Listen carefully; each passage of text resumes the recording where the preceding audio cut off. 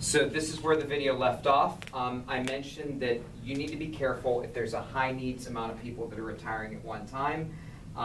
You need to plan. This is why having a strategic plan matters. One of the smartest things you can do is recruit teachers from out of state. If you have teachers from Arkansas that retired, that's great because they already are collecting a pension. They're working for you, they want another pension. But it won't work in states where they're making a lot more money. That can be a challenge as well because then they're taking a massive pay cut even though they're collecting their benefits as well. And we see that from Ohio to Pennsylvania as well. Opportunity to retire early is called an early out. This is with the district might be consolidating buildings, urban schools closing, 15 elementary schools. The district will do this to save jobs. They'll give you a buyout. I say it's a PR move because if you do it, it will cost the district lots of money paying severance or benefits, and it's a long-term thing that the district will pay for quite a long time. Briefly, I will talk about negotiations. In unionized states, negotiations take place every 3 to 5 years. Advantages and big idea. A superintendent contract that is a 3-year contract benefits the district and the teachers. 5-year is fair, 10 years benefits the superintendent. Business managers should be a part of negotiations. They need to understand labor management. And if you do go up north and you hire a business manager, you need to make sure you hire somebody who's done labor negotiations or at least is trained on it. So the NLRA tells you basically this is private sector collective bargaining. Employees have the right to join unions, and it tells you what good faith bargaining looks like. So collective bargaining isn't a major issue in Oklahoma, but if you go to another state, you might face this. Most negotiations are 3 to 5 years in nature. If you go to a district with a 3-year contract, I would be scared to be central administration in that district. Collective bargaining procedures might be costly for the district, and that might take expenses you weren't expecting. So what's negotiated? You can see all these. You can read these at your own time. I think depends on the district and depends on the organization. So it depends on the state, age of the teaching staff, retirement plans. If there's an already enforced contract in place on what is going to be the major issues negotiated in the contract. So cost of negotiation. Anybody can be a mediator. Anybody in our class can be a mediator.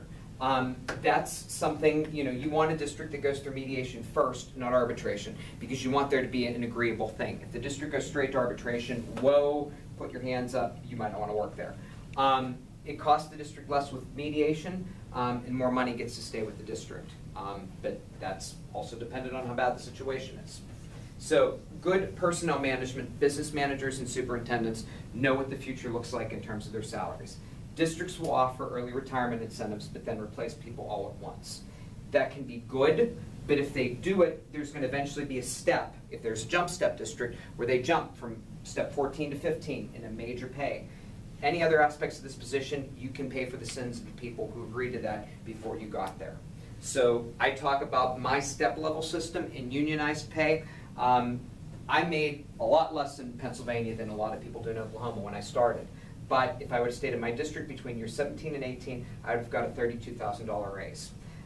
I realize everybody's thinking, wow, that's a lot of money, but let's be real. Imagine waiting 17 years, and I wouldn't be there to make that significant of a raise.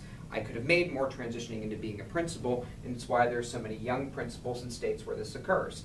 At the time of recording this video, I asked the 3 individuals who were certified as principals in the class to tell me their ages. One was 32, one was 31, and one was 25, and they got the principal certification at those ages. So performance pay, we're getting there for schools. But, what are we being evaluated on? The private sector employees, 86% get performance pay. So you have to find a way to measure that fairly and equitably. So fringe benefits are going to continue to increase. It depends on the organization. When I came here, I had 5 different benefit packages offered to me. And some were helpful based on age, some were helpful based on if I plan to stay here a long time, that sort of thing. So it's an important negotiation strategy for older employees, and I would say less for younger employees, but it's still important.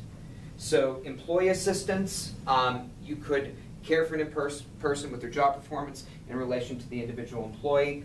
It's more desirable to rehabilitate a current employee than to recruit and train a new employee. Many schools offer these, but they do cost the district money, and care must be given when starting these. So that's it. Human resources comes from a business function, and I want you to remember that. It's different from the perspective of a business manager than a superintendent. So we're going to talk a little bit about auxiliary services next, and that's important for the business manager as well. Thank you.